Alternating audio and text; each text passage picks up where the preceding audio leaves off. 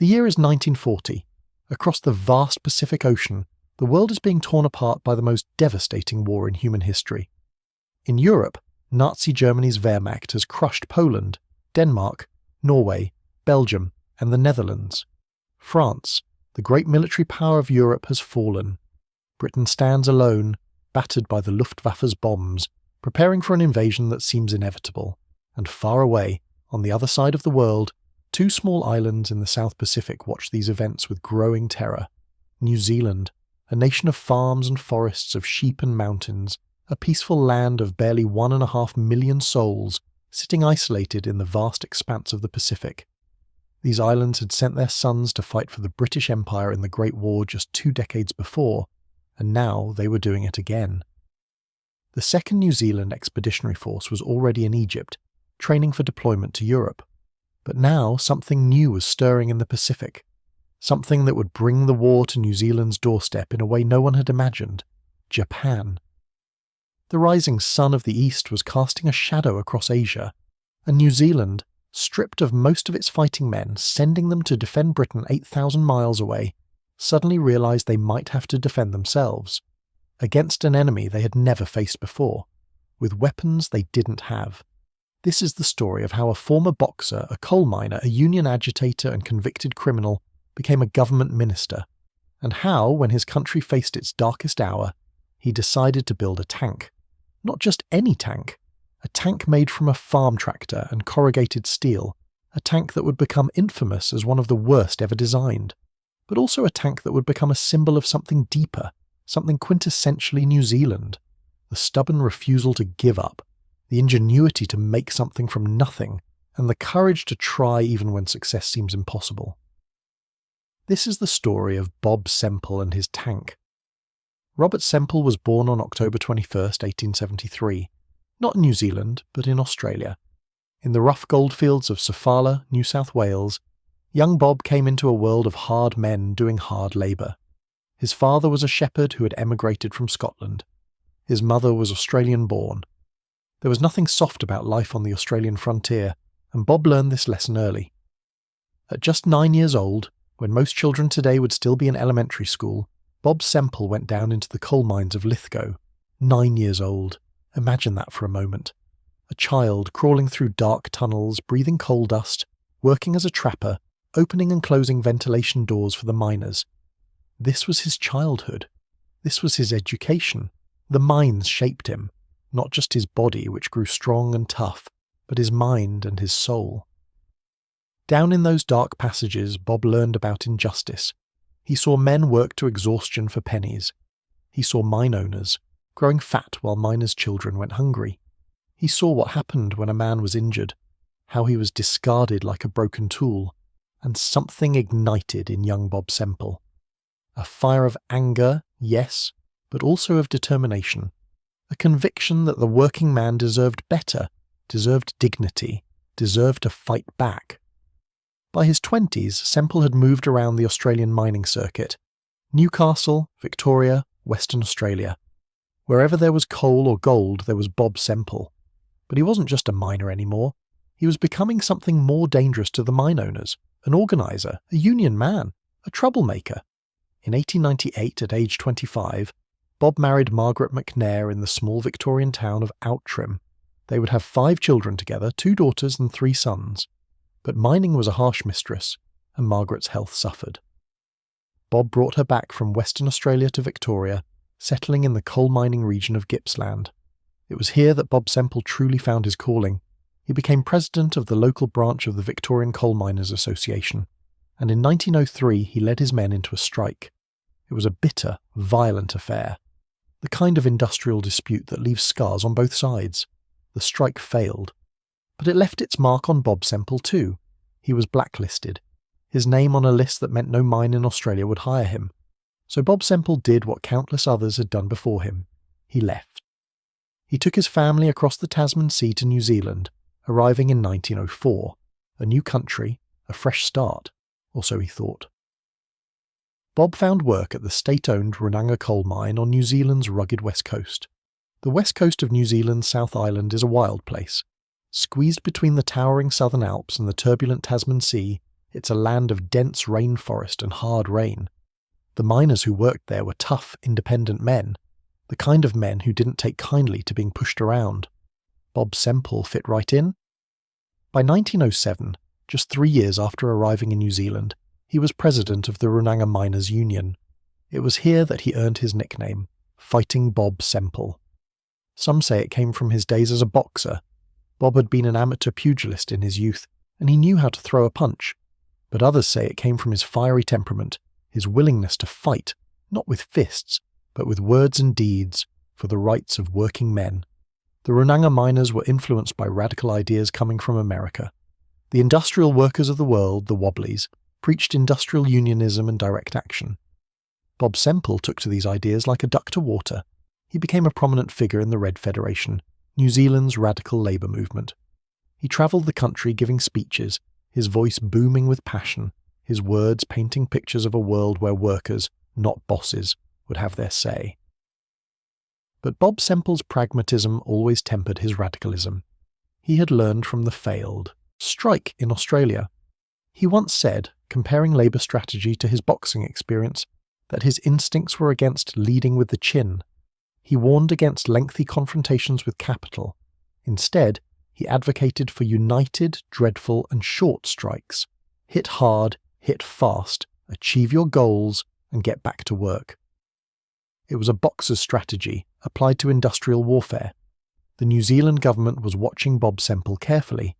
In 1913, during a general strike, Semple was arrested and jailed for his activities. But prison couldn't hold back his voice for long. He was released and went right back to organising. Then came the Great War. In 1914, Europe erupted in the catastrophe that would become World War I. New Zealand, as part of the British Empire, immediately pledged its support. Young men rushed to enlist. The Anzac legend was being forged at Gallipoli in the trenches of the Western Front. But Bob Semple saw things differently. As the war dragged on and casualties mounted, the New Zealand government introduced conscription in 1916. Men would be forced to fight whether they wanted to or not. Bob Semple opposed this with every fibre of his being. Here was the man who had fought for workers' rights now, fighting for their right not to be sent to die in a distant war. Semple used his position as a union leader to resist conscription. He advised miners not to be, in his words, lassoed by that Prussian octopus, conscription. It was inflammatory language, deliberately chosen. At one point he was prosecuted for refusing to disclose his son's age to defence officers. The government wasn't going to take his sons for their war machine without a fight. In December 1916 the authorities had had enough. Bob Semple was arrested again, this time under the newly introduced War Regulations Act. He was denied a jury trial and sentenced to 12 months in jail. But prison again could not silence him. Upon his release in September 1917, Semple toured the coalfields and was greeted like a returning hero by the miners. But here's where Bob Semple's story takes an interesting turn, because the firebrand who had fought against conscription, who had gone to jail rather than compromise his principles, was about to enter politics, and politics, as they say, is the art of compromise. After World War I, Semple's political career waned for a time. He worked various jobs, including cooperative tunnelling work. But in 1935, the Labour Party won power in New Zealand for the first time. And Bob Semple, the former jailbird, the union agitator, the man who had been called Bob the Ranter and one of the most wild and dangerous of the wild and dangerous Red Feds, was appointed Minister of Public Works. The transformation was remarkable. The radical had become part of the establishment. But Bob Semple brought to his new role the same energy and determination he had shown in the coal mines. He reshaped the Public Works Department, turning it back into a development agency rather than just a relief work program. He oversaw massive infrastructure projects, roads, bridges, irrigation schemes. Bob Semple was building New Zealand with the same passion he had once devoted to tearing down the old order. He had also discovered a new love, machinery, particularly big earth-moving machinery, caterpillar tractors, these massive diesel-powered beasts that could reshape the landscape. Bob Semple saw in these machines the future of human labour, not back-breaking work with picks and shovels, but man and machine working together to build something great. He famously, on one occasion, drove a bulldozer over a wheelbarrow to make his point about the superiority of mechanical over manual labour, There's a story that Semple, using his position as Minister of Works, commandeered a couple of Caterpillar tractors that had been earmarked for public works projects. What did he use them for? To bulldoze a new road down to his own beach house at Wakawa Beach. True or not, it shows the kind of man Bob Semple was, passionate about machines, not always bound by red tape, and always ready to use the tools at hand to get a job done. Then came 1939, and the world went to war again. On September 1st, 1939, Nazi Germany invaded Poland. 2 days later, Britain and France declared war on Germany, and New Zealand, as it had in 1914, immediately followed Britain into war. The 2nd New Zealand Expeditionary Force was formed. Thousands of young Kiwi men volunteered to go fight in Europe once again. But this war was different from the last one. The speed, the mechanisation, the sheer destructive power was on a scale never seen before. In May 1940, Germany launched its blitzkrieg against France. In just 6 weeks, France, which had held out for 4 years in the previous war, fell. The British Expeditionary Force was evacuated from Dunkirk, leaving behind almost all its heavy equipment. Britain now stood alone, facing the might of Nazi Germany. New Zealand watched these events with growing alarm. The flower of New Zealand's fighting men were in Egypt, training for deployment to what everyone expected would be France. But France had fallen. Now they would go to North Africa, to Greece, to Crete, 8,000 miles away from home, and New Zealand itself was almost defenceless. Then came an even more ominous development.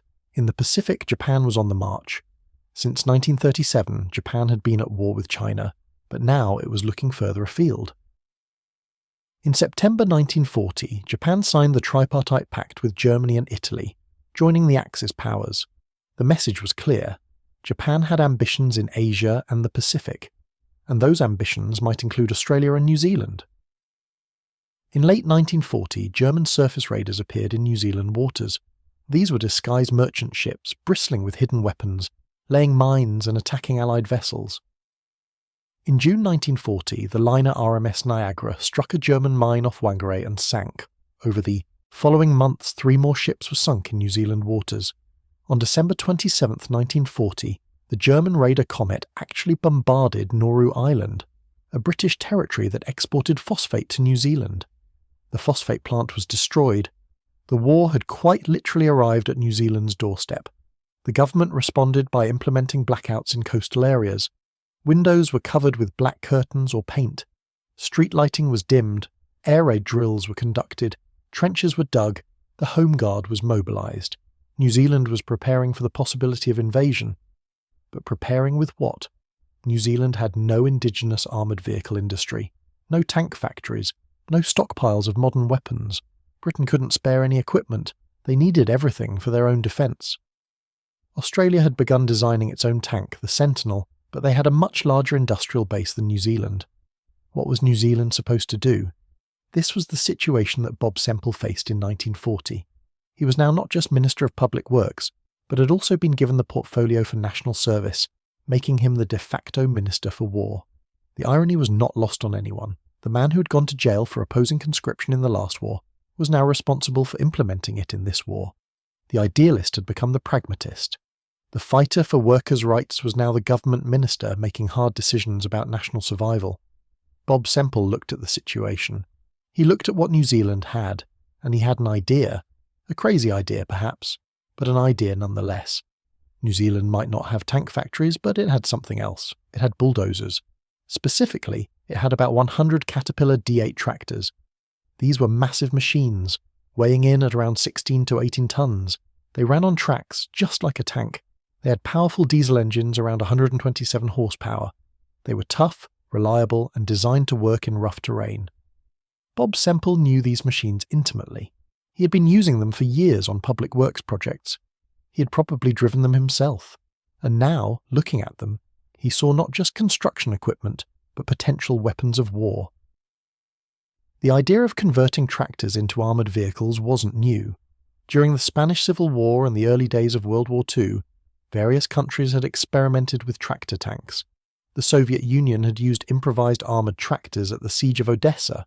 The American Diston Tractor Company had even produced a 6-ton tractor tank in 1937, built on a Caterpillar Model 35 chassis.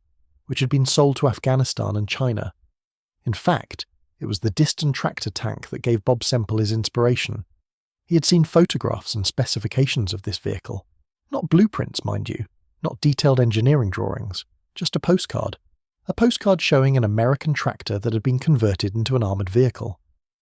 Working from this postcard, Bob Semple went to see his district engineer in Christchurch, Thomas George Gordon Beck. Now, Beck was an interesting character in his own right. Born in 1900, Beck had joined the Public Works Department as a cadet in 1919. He had studied in the United States on a Commonwealth Fund scholarship, learning about irrigation and river control. By 1936, he was the resident engineer at Temuka, and by 1940, he had become Christchurch's district engineer. Beck was known as an inventive and creative engineer. He had just overseen the construction of the Rangitata diversion race, a massive 67-kilometre irrigation canal that was one of the great engineering projects of its time. When a landslide had threatened the project, Beck had solved the problem by designing huge concrete pipe sections that created an underground siphon through the unstable area. He was a problem solver, an innovator, someone who could look at a challenge and figure out a way forward. Bob Semple showed Beck the postcard of the Diston tractor tank. He explained the situation. New Zealand needed tanks. They couldn't buy them from Britain or America, so they would have to make their own. Could Beck design and build an armoured vehicle using a Caterpillar tractor as the base? Beck had no military experience. He had never designed a tank before. He had no blueprints, no specifications, just a photograph on a postcard. But he agreed to try. In June 1940, work began at the Public Works Department workshops in Temuka. The first prototype would be built here, in this small Canterbury town, far from the traditional centres of military manufacturing. The base was a Caterpillar D8 tractor. These machines had been introduced in 1935 and were workhorses of the construction industry. The D8 was powered by a 6-cylinder diesel engine producing around 127 horsepower at 1200 RPM. It had a top speed of about 5 miles per hour, maybe 8 miles per hour if you really pushed it. It weighed about 20 tons. It was slow, it was heavy, but it was powerful and it was available. The modifications to the tractor began immediately. The suspension was altered, the track assembly was lengthened, the gearbox was replaced with an improved 2.1 ratio box. These were relatively minor changes, designed to help the tractor handle the additional weight it was about to carry. Because now came the real challenge, the armour. New Zealand didn't have any armour plate, not the kind you'd use to build a real tank anyway. What they did have was steel plate. Specifically, they had mild steel plate that had been shipped from Newcastle, Australia. This steel had originally been intended for building Bren gun carriers, but the project had been abandoned. Now it was sitting in a warehouse in New Zealand. Bob Semple's railway engineers looked at this steel and gave him bad news. It was too thin, they said. It wouldn't protect against anti-tank weapons. So Bob Semple came up with an ingenious solution. Or at least he thought it was. Ingenious. He ordered the steel to be cut into strips and welded into a corrugated pattern. Now, think about corrugated iron roofing. That's what this armour looked like, except it wasn't rounded like roofing iron. It was pointed with sharp angles like a zigzag or a series of W shapes. The theory was sound.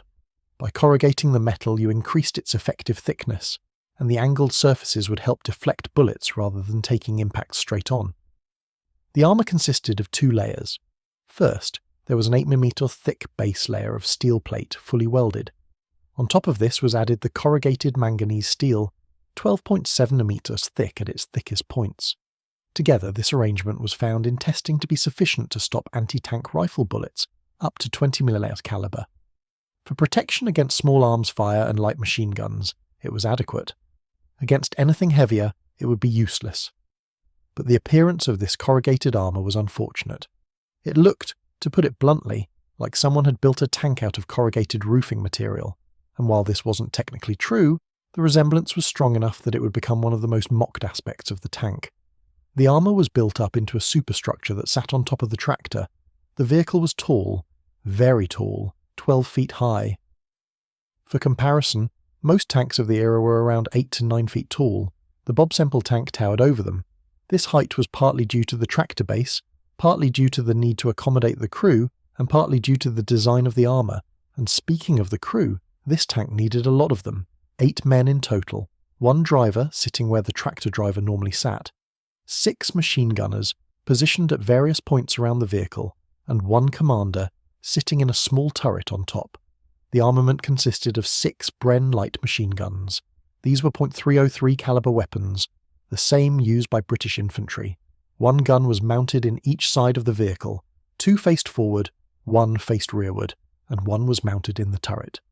The positioning of these guns was dictated by the need to provide all-around defence. In theory, the tank could fire in any direction. But here's where things got really uncomfortable for the crew. One of the gunners had to lie on a mattress on top of the engine to operate his weapon. Imagine that for a moment. You're lying on a mattress, on top of a diesel engine that's running at 1200 RPM, producing 127 horsepower in an enclosed metal box with poor ventilation. The heat would have been unbearable, the noise deafening, the vibrations would have shaken your bones, and you're expected to accurately fire a machine gun while experiencing all of this. The tank had no actual cannon. There was talk, early on, of mounting a 37 mm anti-tank gun in the turret instead of the Bren gun. If this had happened, the Bob Semple might have been a more formidable weapon. A 37 mm gun could actually damage enemy tanks, but it never happened. Whether due to lack of availability of the guns or doubts about whether the structure could handle the recoil or simple time constraints, the tank only ever mounted machine guns. The first tank built at Temuka was completed in July 1940, but it was too short. Initial testing showed problems, so in September 1940 the vehicle was lengthened. This extended version was then sent to Burnham Camp in December 1940 for military testing. Meanwhile, orders were placed for 2 more tanks. These would be built at the New Zealand Railway Workshops in Addington, Christchurch. The railway workshops had more equipment and more skilled workers than the Temuka facility. These 2 additional tanks were completed in March 1941. The total cost of the 3 tanks was £10,225, although the army was only billed £3,414. The first tank cost £5,900, while the second and third together cost £43.23. These were significant sums at the time, but far less than the cost of importing real tanks had any been available for purchase. When you actually look at the specifications of the Bob Semple tank, the problems become immediately apparent. The vehicle weighed somewhere between 20 and 25 tons, depending on which source you believe. This was extremely heavy for a vehicle powered by a 127 horsepower engine originally designed to move 16 tons. The tractor's suspension, never designed for this kind of weight, was overwhelmed. The top speed was about 5 to 8 miles per hour on roads. Off-road, it would be even slower. For comparison, most tanks of the period could do 20 to 30 miles per hour. The tank had to stop to change gears because the gearbox was manual and the gearing was incredibly awkward for a fighting vehicle. Imagine trying to maneuver in combat and having to come to a complete stop to shift gears. The height of the vehicle at 12 feet made it extremely unstable. The centre of gravity was far too high. During off-road trials, the tank rolled badly, leaning dangerously to the side on any kind of slope. Firing accurately while the vehicle was moving was essentially impossible due to the vibrations from the overloaded suspension and engine. The vision from inside the tank was terrible. The commander's turret had vision slits, but these were narrow and offered limited visibility. Worse, these slits were a vulnerability. During firing tests, shrapnel from 3.3 Vickers machine guns was found to penetrate through the vision slits and enter the crew compartment. The ball mounts for the machine guns, the spherical fittings that allowed the guns to rotate and elevate, were another weak point. Again, shrapnel could penetrate through these openings. The men inside the tank were supposed to be protected, but there were too many places where bullets and shrapnel could find their way in. There was no hatch in the turret roof. This meant the turret gunner couldn't get out through the top of the turret. He had to exit through the single rear door along with everyone else. If the tank was on fire, getting 7 or 8 men out through one door would be a nightmare. The armour, while adequate against rifles and light machine guns, would have been no match for anti-tank weapons. Any Japanese tank of the period, armed with a 37mm or 47mm gun, could have punched through it with ease. Even anti-tank rifles would likely have penetrated the armour at close range. And then there was the practical matter of operating the vehicle. The heat inside, especially for the poor soul lying on the engine, would have been extreme. The noise would have made communication nearly impossible. The fumes from the diesel engine, in the poorly ventilated interior, would have made men sick. The vibrations would have been exhausting. This was not a vehicle that men would want to spend hours in. By March 1941, the second and third tanks were complete.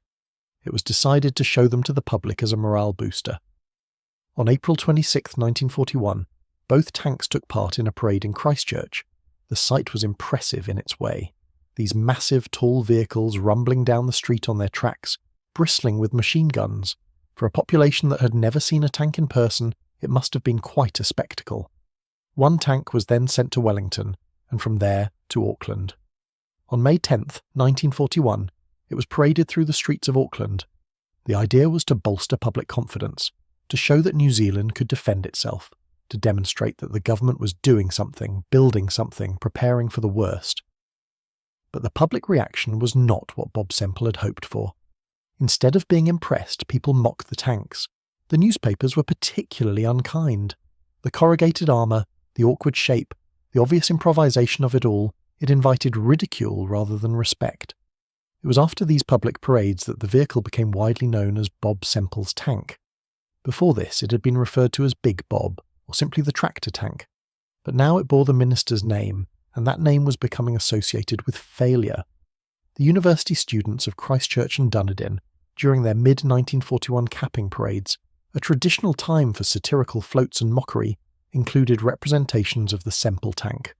The message was clear. The educated youth of New Zealand thought the tank was a joke. The Army's assessment was more measured but ultimately damning. In October 1941, Major General Edward Puttick, who had recently returned from the North African campaign to become Chief of the General Staff, conducted an evaluation. Puttick was a career soldier, a veteran of both World Wars, a man who knew tanks and modern warfare intimately. Puttick's assessment acknowledged that the tank had some potential utility.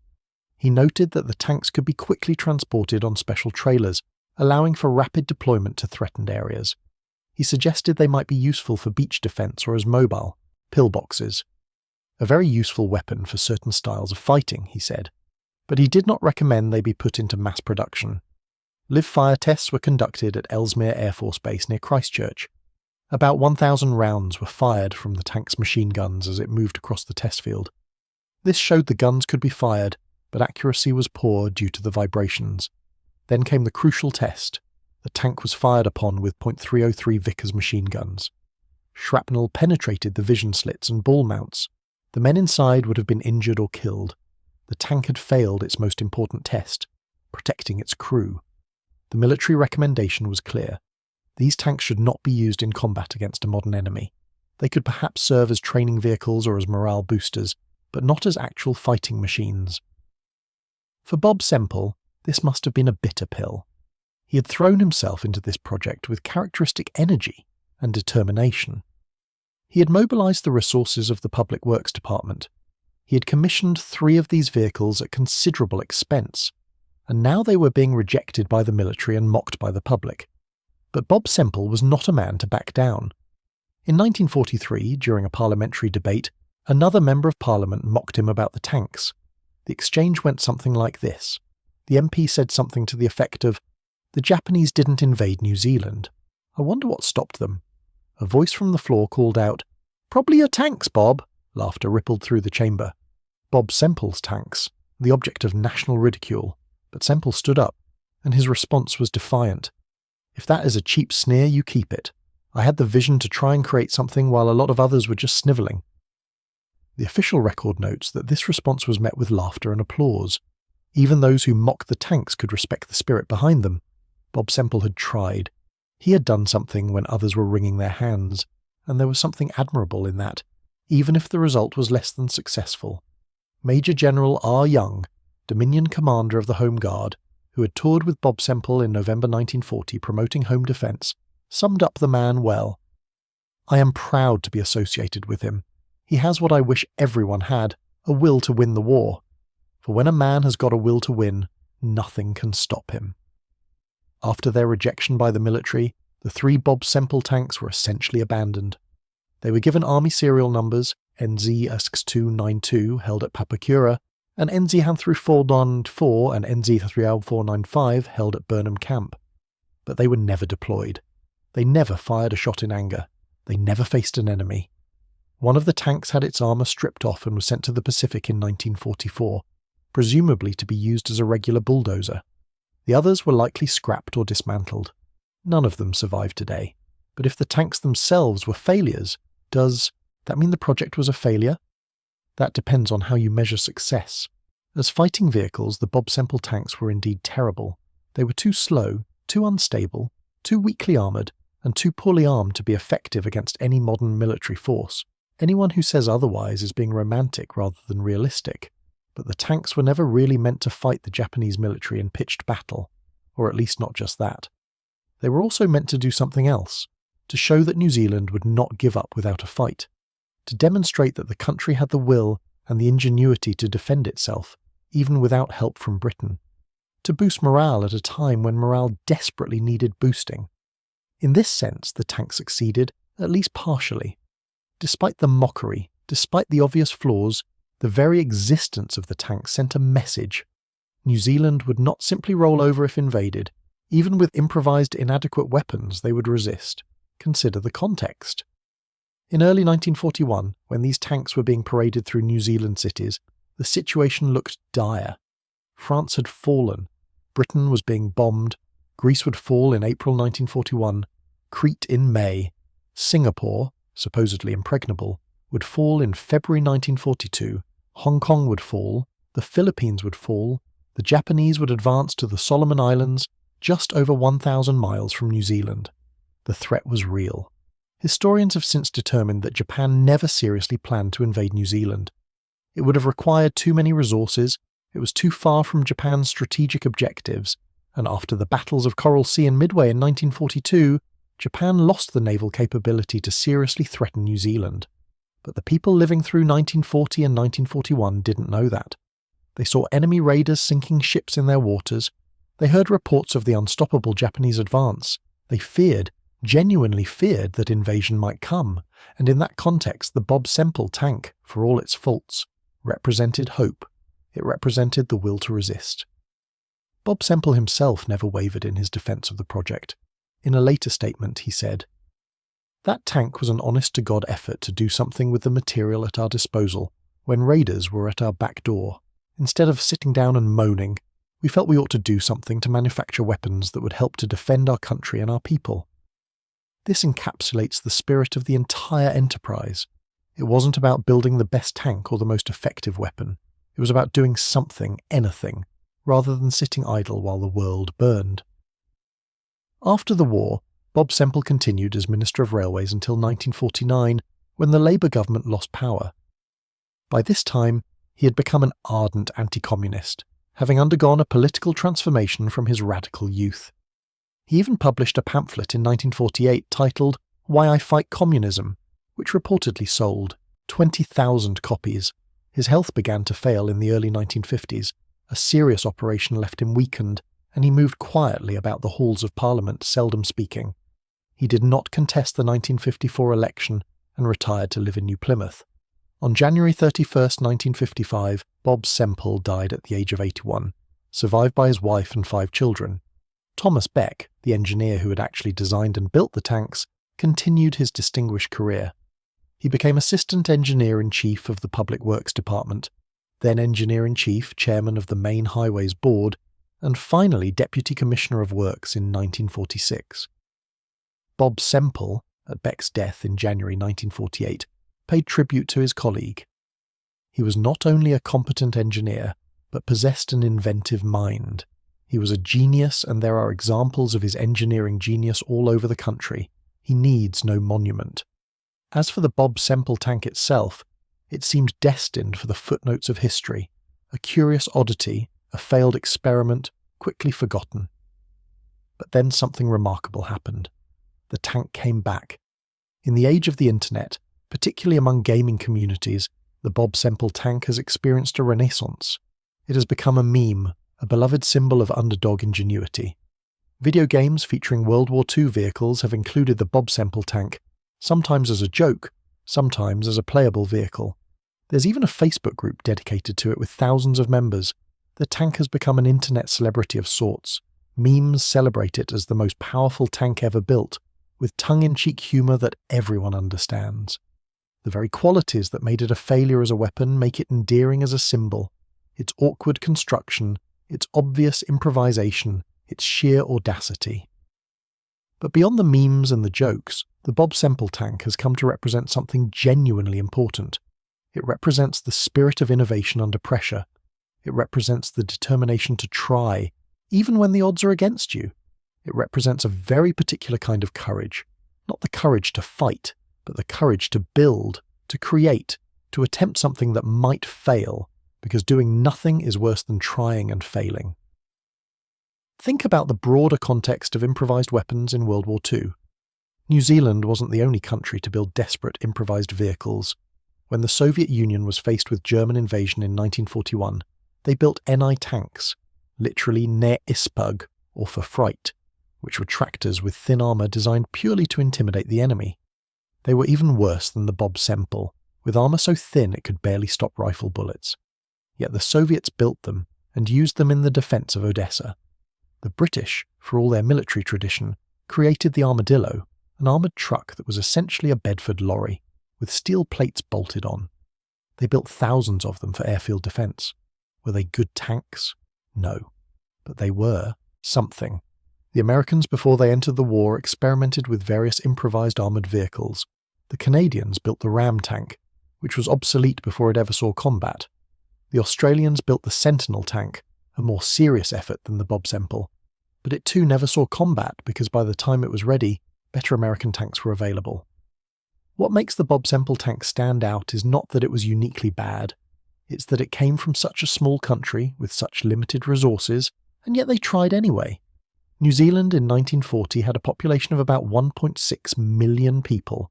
That's smaller than many cities today. Imagine a city trying to defend itself against a major military power. That's essentially what New Zealand faced.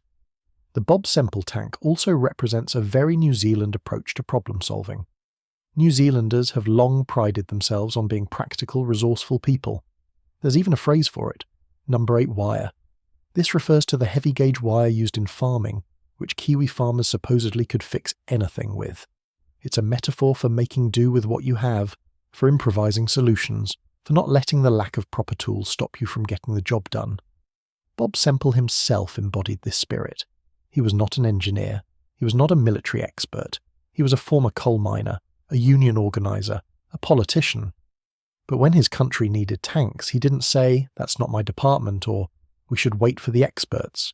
He said, "We have tractors and we have steel. Let's build something." Was the result effective? No. Was it ridiculous in many ways? Yes. But it was an attempt, and sometimes the attempt matters more than the result. There's a deeper philosophical point here about the nature of courage and leadership. It's easy to make decisions when you have all the resources you need, when you have experts at your disposal, when success is likely. It's much harder to make decisions when you have almost nothing, when failure is probable, when people will mock you if things go wrong. Bob Semple made a decision that invited mockery. He must have known, even as the tanks were being built, that they were not ideal. He must have suspected that the military might reject them. But he pushed ahead anyway, because doing something imperfect was better than doing nothing at all. This is the kind of leadership that's often undervalued. We celebrate the leaders who make brilliant decisions that lead to triumph. We remember Churchill's speeches, Roosevelt's New Deal, MacArthur's island hopping campaign. But what about the leaders who make imperfect decisions in impossible situations? What about those who try something that doesn't work, but at least they tried? In military history, the Bob Semple tank stands as a cautionary tale about the dangers of improvisation. Military engineers study it as an example of what not to do. The problems with the design are taught in military academies. Don't. Build a fighting vehicle on a tractor chassis. Don't use corrugated armour. Don't create a vehicle so tall it's unstable. Don't mount an engine in a position where crew members have to lie on top of it. But in social history, in the history of human resilience and determination, the Bob Semple tank means something different. It means that even the smallest nation, even the most under-resourced people, can find the will to resist. It means that sometimes the symbolic value of an action outweighs its practical value. Consider how different New Zealand's war would have been if Bob Semple had not built these tanks. Would the country have been any less defended? Probably not. The tanks were never used in combat. But would the people have felt the same? would they have had the same confidence that their government was doing everything possible to protect them? The psychological impact of defence preparations is often underestimated.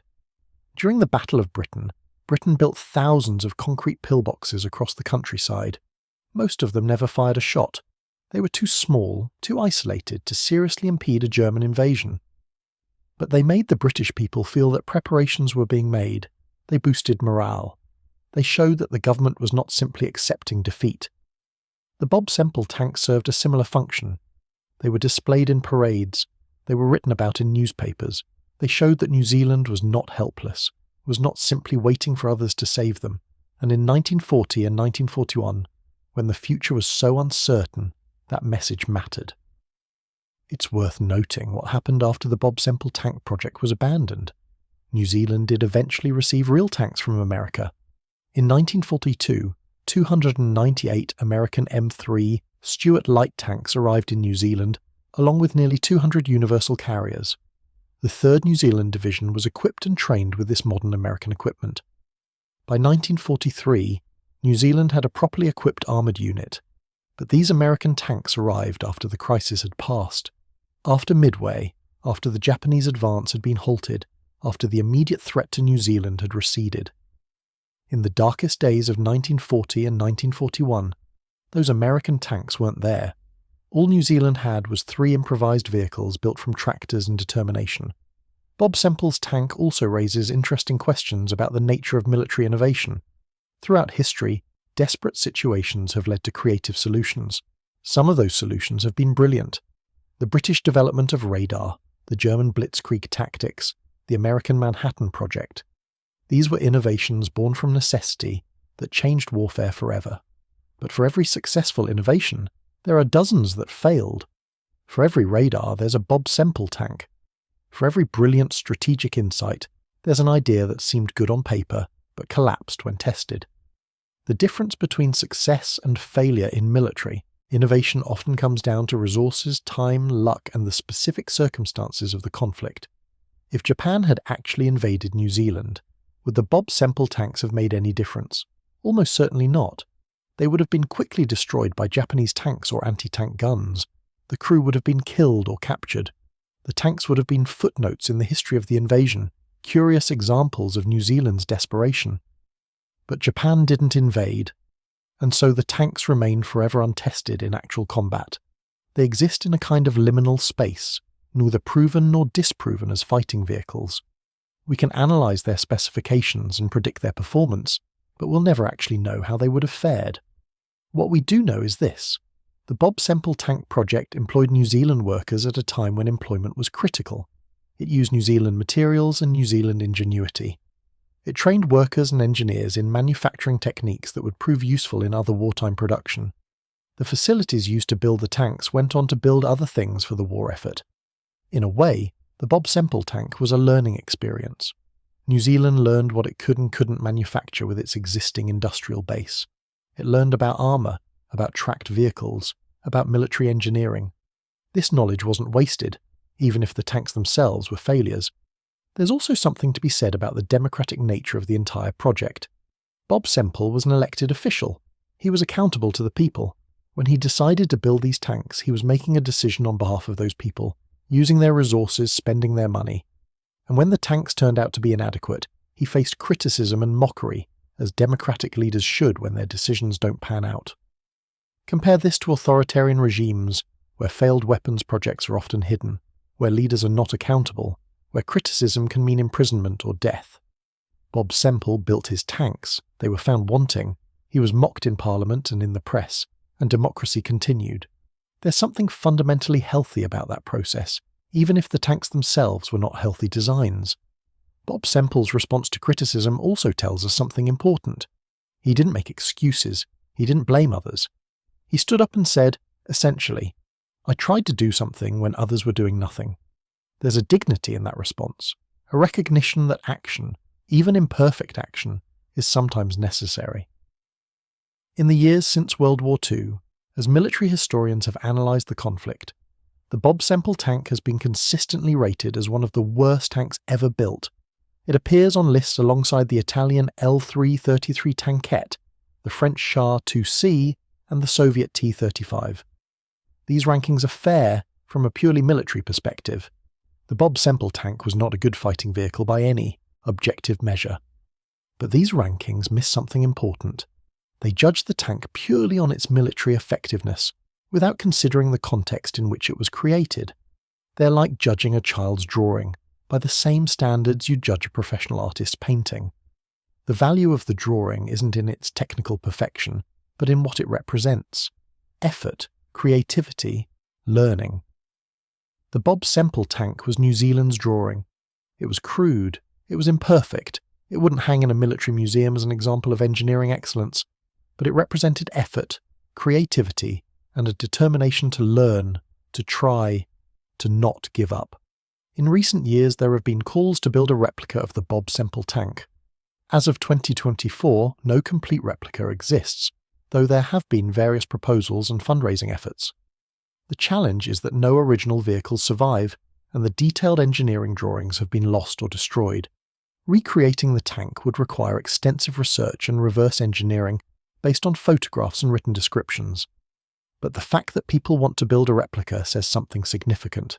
It says that the tank has value, not as a weapon but as a symbol of an era, of a nation's determination, of the human will to resist even when resistance seems futile. What would Bob Semple himself think of his tank's modern reputation? Would he be embarrassed by the mockery, or would he laugh along with the jokes? Based on what we know of his character, he'd probably defend the tank just as he did in Parliament in 1943. He'd point out that it was built quickly with limited resources during a national emergency. He'd note that it showed New Zealand wouldn't give up without a fight. And he'd probably challenge anyone who criticised it to do better under the same circumstances. Because that's the real challenge, isn't it? It's easy to criticise in hindsight, easy to point out the flaws, easy to mock the failures. But what would you do, faced with the same situation? Your country is threatened with invasion. You have no tanks, no way to get tanks, no experience building tanks. You have tractors and some steel plate. Do you do nothing? Or do you try to build something, anything, knowing it won't be perfect, knowing people might mock you, but hoping that maybe, just maybe, it might make a difference? Bob Semple chose to build. He chose action over inaction. He chose to try rather than to accept helplessness. And for that choice, however flawed the result, he deserves respect. The story of the Bob Semple tank is ultimately a very human story. It's not a story about engineering triumph or military genius. It's a story about ordinary people facing extraordinary circumstances and doing their best with what they had. It's a story about the gap between ambition and ability, between vision and reality, between what we hope to achieve and what we actually can achieve. But it's also a story about persistence, about courage, about refusing to give up even when the odds are against you. Bob Semple could have said, "We can't build tanks, so why try?" But he didn't. He tried. And in trying, he created something that has lasted far longer than anyone expected. Not as a weapon, but as a symbol. The Bob Semple tank never fired a shot in combat. It never stopped a Japanese invasion. It never proved itself in battle. But it proved something else. That even the smallest nation, even the most under-resourced people, even a former coal miner turned politician, can stand up and say, "We will not go quietly into the night." The tank itself may have been a failure, but the spirit behind it, the determination, the refusal to accept defeat, the stubborn insistence on doing something rather than nothing, that was not a failure. That was and remains something worth celebrating. Today, when we look at images of the Bob Semple tank with its corrugated armour and awkward shape, we might laugh. But we should also remember the context, remember the fear, remember the determination. Remember that somewhere in New Zealand in 1940, a man named Bob Semple looked at a tractor and saw possibility. He saw a way to fight back, and he took it. Was he crazy? Perhaps. Was he overly optimistic? Certainly. Was he doomed to failure from the start? Probably. But he tried. And sometimes in history the trying matters more than the succeeding. The Bob Semple tank stands as a monument to human ingenuity, human stubbornness, and human courage. Not the polished courage of heroes in war movies, but the messy, imperfect courage of real people trying to solve impossible problems with inadequate tools. It's a monument to the idea that even when you can't win, you should still fight. Even when you can't build a proper tank, you should still build something. Because in the end, the only real failure is not trying at all. Bob Semple tried, his engineers tried, the workers who welded the armour and mounted the guns tried. They created something that didn't work as they hoped, but they created it nonetheless. They took action when action seemed impossible. That's the real story of the Bob Semple tank. Not a story of failure, but a story of the attempt. And that attempt, however flawed, however mocked, however inadequate, is something worth remembering. In a world that often values only success, the Bob Semple tank reminds us that there's value in failure too. Value in trying something new. Value in improvising when resources are scarce. Value in refusing to give up, even when giving up would be easier. Bob Semple built his tank from a tractor and some steel. It was slow, unstable, poorly armed, and inadequately armoured. It was, by any objective measure, a terrible tank. But it was also a testament to the human spirit, and perhaps that's worth more than all the proper tanks in the world. The crazy farmer, who wasn't actually a farmer at all, who built a tank killer that wasn't actually very good at killing tanks, created something that has outlived him, outlived his era, and outlived the threat it was built to counter. The Bob Semple tank lives on, not in museums or on battlefields, but in memory, in legend, and in the collective consciousness of anyone who's ever tried to do something difficult with inadequate resources. And that, in the end, is Bob Semple's true legacy. Not a working tank, but an enduring symbol. A symbol that says, try anyway, build anyway, fight anyway. Even if you fail, even if people mock you, even if history judges you harshly, at least you tried. At least you did something. And sometimes, in the darkest hours, doing something, anything, is exactly what's needed.